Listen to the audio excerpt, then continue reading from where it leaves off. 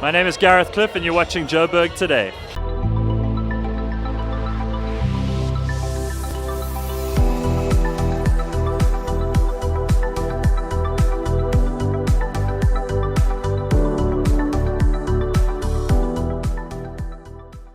If there's anything this past year has taught us, that is to reassess our priorities, from our health to our well-being to our family's safety, which extends to our property and how we protect it.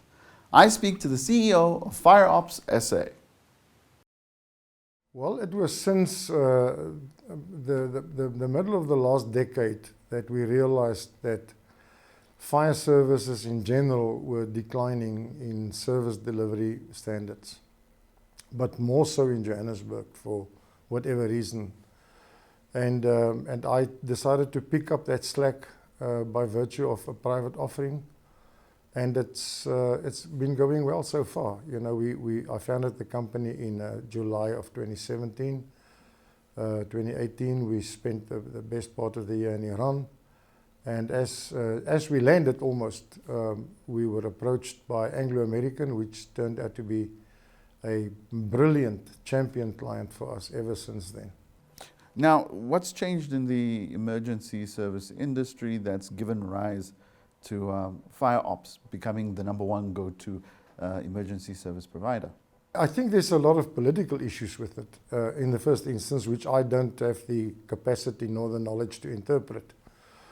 But it's obvious that there are political issues, and those issues translate into tenders for fire engines, for instance, not coming through.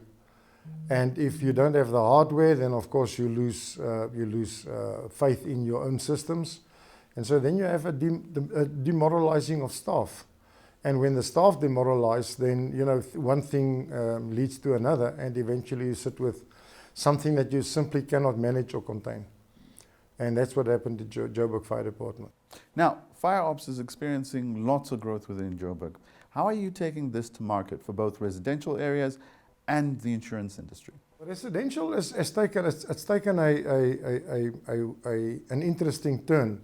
We've never advertised anything. We've delivered a service. What we've done is we decided to go very strong on our social responsibility. So we attend a great number of incidents that are not income generating at all. But I decided to use it for two reasons to do that. The one is, of course, it gives us good publicity.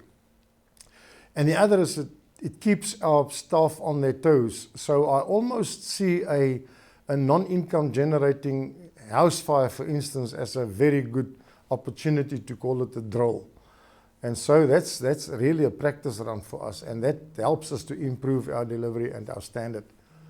And we've got a slogan that says, let's just be better than what we were yesterday. We're not measuring us against anything or anyone else. We're measuring us against who we were the day before. And for the insurance industry? The insurance industry is slow on the uptake in that. Although, yes, the benefit is that when we have a structural fire, we bill the homeowner or the landowner, and they pass it on to the insurer. And in 3 years, we've never had a claim refuted as far as the fire claim is concerned, because we remain fair in all of it. Of course, the ideal would be, and we have had approaches that the insurers should actually see this as what is known as a VAP, a value-added product, and just add it on as a service to a policy.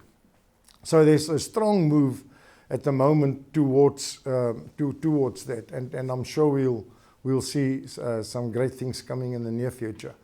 It's obviously to the advantage of the insurer to have a service like us to protect their assets. Because you're looking at two different levels of protection. The one is life safety, which obviously comes first. But once the building has been evacuated, then after that you're looking at protecting the structure, protecting the business that's contained in that structure, and looking after business continuity. So there's a whole lot of reasons that the insurers should be interested in what we're doing. Still with Fire Ops SA, the private security firm Beagle Watch recently signed a partnership agreement with the private emergency service provider, which is likely to be an add-on benefit to its current and future security clientele. Andre Ation, Director of Beagle Watch, shares more. Well, if you look at the fires in our footprint this year, I've been in the industry for a number of years. I have never seen the volume of house and commercial fires as I have this year. There's lots of myths around it regarding our substations, regarding the power, regarding the load shedding. Be that as it may, we launched last week on the 1st of December. Again, it was a fantastic service that we could bring to our existing customers.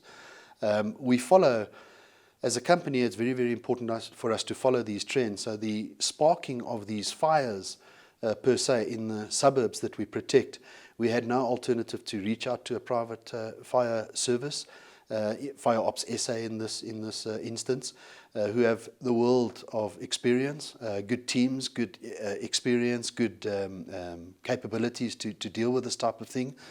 And for us to give our customers full coverage under their umbrella. So we did launch it last week. And again, it's delightful for us to know that we have a priority line through to Fire Ops SA to call them in the case of a fire. What we're going to do going forward as a service would be for our response teams to respond to the home and start preparing the scene for the arrival of the experts.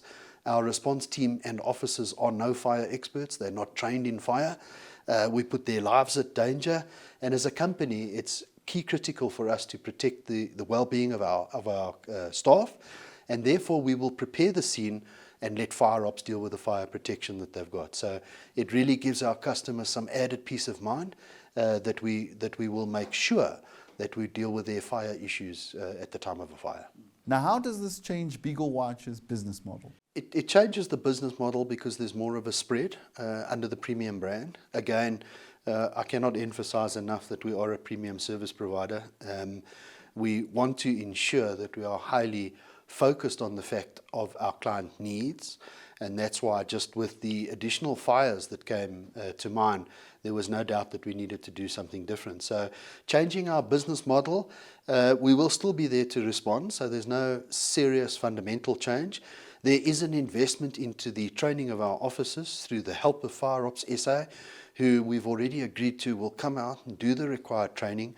And it's basics in place. You know, when there's a house on fire, I went to one recently, when there's a house on fire, there's absolute chaos in the street. There's cars parked all over the place, the community outside.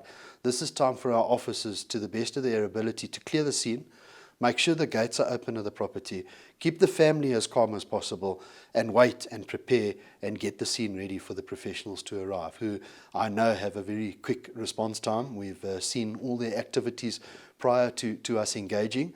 So again, not much fundamental change to our business model per se, but just another bouquet, as DSTV would call it, just added to their basket. Now, when we talk about the future, where do we see Beagle Watch and Fire Ops SA moving?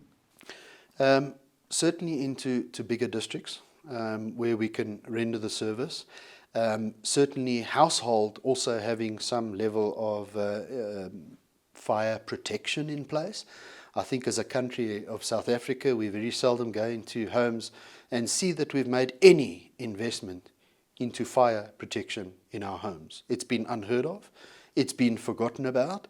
As long as the new house that I'm building has a swimming pool and has a jacuzzi and has a fancy bar and entertainment area, we feel that we've ticked the boxes.